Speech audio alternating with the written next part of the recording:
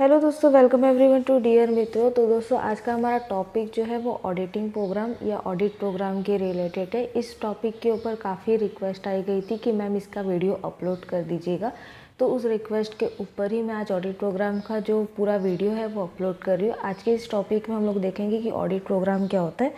दूसरा, हम लोग जब ऑडिट प्रोग्राम बनाते हैं तो उस टाइम पे हम लोग को क्या क्या चीज़ें ध्यान देनी चाहिए, उसके एडवांटेज और डिसएडवांटेज। और लास्ट हम लोग का रहेगा points to be consider while preparing an audit programme. यानी इन शॉर्ट जितना हम लोग को शॉर्ट में नोट में लिखना है वो सारी चीज़ें मैं इसके अंदर इंक्लूड कर रही हूँ। ठीक है, तो दोस्तों टॉपिक में सबसे पहले तो हम ये जानेंगे कि ऑडिट प्रोग्राम क्या होता है। तो जब भी हम ऑडिटिंग का काम करते हैं उस टाइम पे हम एक पूरा प्लान बनाते हैं, उस प्लान को हम ऑडिट प्रोग्राम बोलते हैं। ये एकदम अपनी सिंपल लैंग्वेज में बोल सकते हैं। ठीक है, बाकी आपके प्रोफेशनल लैंग्वेज में आपके बुक में काफ़ी ज़्यादा चीज़ें दी हुई है, डेफिनेशंस काफ़ी दिए हुए। जस्ट आपको एक सिंपल समझने के लिए मैं आपको एकदम सिंपल वर्ड में बता रही हूँ। ऑडिट प्रोग्राम का मतलब होता है जब हम अपना ऑडिटिंग का पूरा प्लान बनाते हैं, किस तरीके से उसको यूटिलाइज़ करना है वो सोचते हैं, उसको हम लोग ऑडिट प्रोग्राम बोलते हैं। ठीक है, फिर उसके बाद नेक्स्ट हम लोग का टॉपिक है details to be obtain before preparing an audit programme. Audit programme बनाने से पहले क्या क्या चीज़ें ज़रूरी है। सबसे पहले तो अपॉइंटमेंट। जब भी हम ऑडिटर को अपॉइंट करते हैं तो उस ऑडिटर को ये देखना है कि उसका अपॉइंटमेंट जो है वो मीनिंगफुल हो, यानी सारे शेयर होल्डर उसको अपॉइंट करने के लिए रेडी हो। और उसी के साथ साथ उससे पहले जो ऑडिटर वहाँ पे काम कर रहा है उसकी कोई उसके ऊपर पाबंदी ना हो, मतलब कोई उससे दुश्मनी ना हो और वो आगे जाके दुश्मनी उससे नहीं चलाएगा, वो उसको ध्यान देना है। ठीक है, सेकेंड, अकाउंटिंग सिस्टम। ऑडिटर को ये देखना है कि कंपनी कौन से टाइप का अकाउंटिंग सिस्टम चला रही है ताकि उसको ऑडिटिंग करने में इजी पड़े। उसको बुक ऑफ अकाउंट सारे पहले ही देख लेने चाहिए।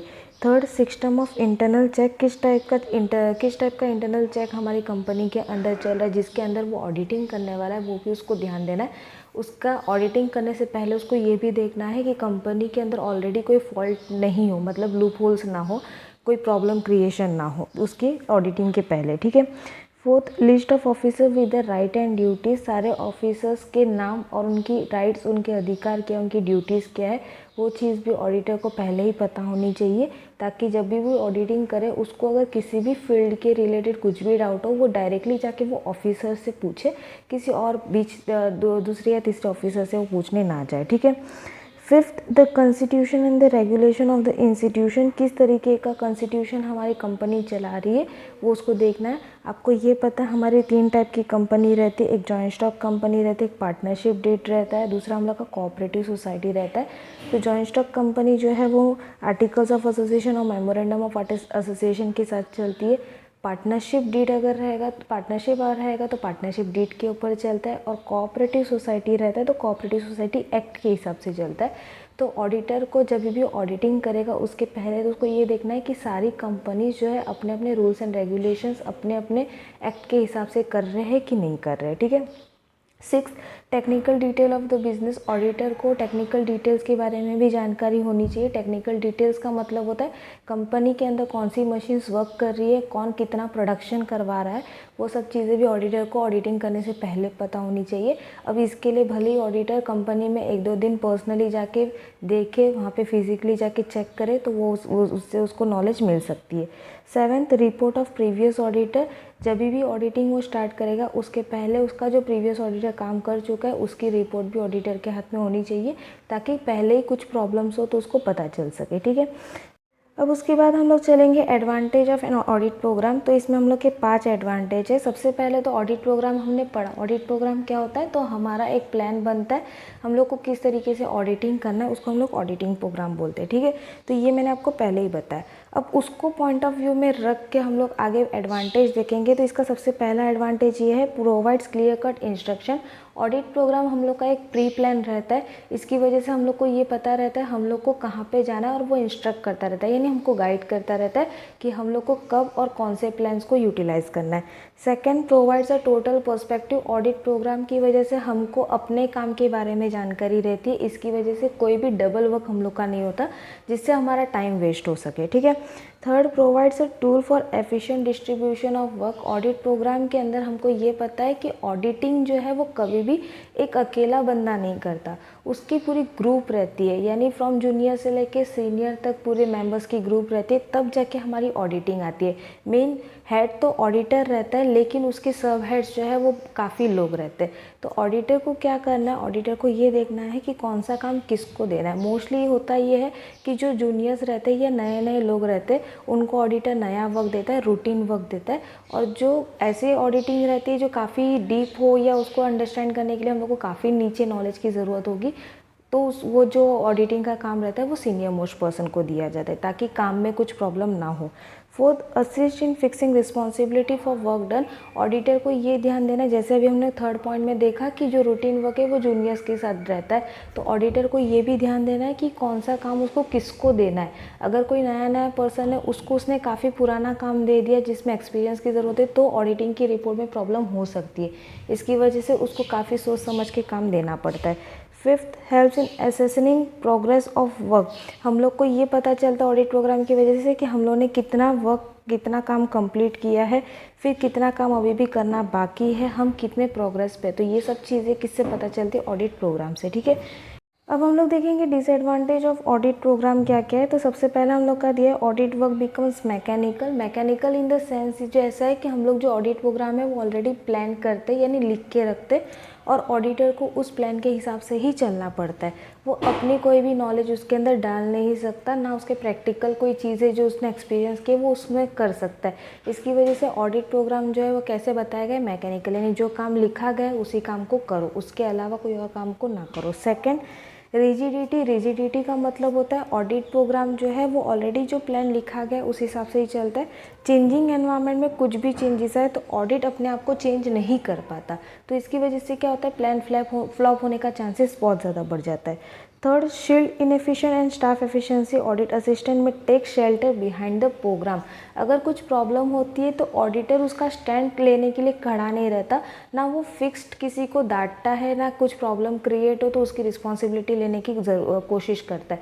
वो क्या करता है, वो सिर्फ प्रोग्राम के हिसाब से चलने की कोशिश करता है, इसकी वजह से प्रॉब्लम क्रिएट हो सकता है। Fourth, reduce the initiative of efficient staff. जो भी लोगों की एफिशिएंसी रहेगी, यानी उसके हेड के अंदर में जो काम करते, सब हेड में जो काम करते, उनकी इनएफिशिएंसीज को हमेशा दबा दिया जाता है, उनकी कैपेसिटी को हमेशा दबा दिया जाता है। इसकी वजह से क्या होता है कि ऑडिट प्रोग्राम जो है वो सिर्फ एक लिमिटेड फैक्टर के अंदर चलता है, हम लोग उसको बढ़ा नहीं सकते, ठीक है। तो ये हमारे हो गए advantage and disadvantage of audit programme. अब लास्ट हमारा का पॉइंट दिया हुआ है, points to be consider by preparing an audit programme. कौन कौन सी चीज़ें हम लोग को ऑडिट प्रोग्राम करते समय ध्यान रखनी है। तो सबसे पहला दिया हुआ है कंस्टिट्यूशन। ऑडिटिंग करने से पहले ऑडिटर को ये ध्यान देना है कि वो किसके कंस्टिट्यूशन या कौन से इंस्टीट्यूशन में काम कर रहा है। अगर वो पार्टनरशिप में काम कर रहा है तो उसको पार्टनरशिप डीड चेक करनी चाहिए। अगर वो जॉइंट स्टॉक कंपनी के अंदर ऑडिटिंग कर रहा है तो उसको मेमोरेंडम ऑफ एसोसिएशन और आर्टिकल्स ऑफ एसोसिएशन चेक करना चाहिए। और अगर वो कोऑपरेटिव सोसाइटी के लिए काम कर रहा है तो उसको उसके लॉस जो है, मतलब कोऑपरेटिव सोसाइटी के जो लॉ है, जो एक्ट है, वो सही से चल रहे हैं कि नहीं, वो चेक करना चाहिए। Second, provision of act. हम लोग को ये पता है कि हम लोग के सारे कंपनीज जो है उन सब के लिए कोई ना कोई एक्ट बना गया है, तो ऑडिटर को ऑडिटिंग करने के पहले भी उसको ये देखना है कि सारे कंपनीज जो है वो प्रोविजन यानी रूल्स एंड रेगुलेशंस के हिसाब से चल रहे हैं कि नहीं।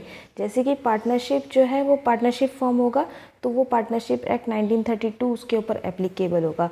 अगर कंपनी है तो कंपनी जॉइंट स्टॉक कंपनी है तो उसके अंदर कंपनी एक्ट 2013 एप्लीकेबल होगा।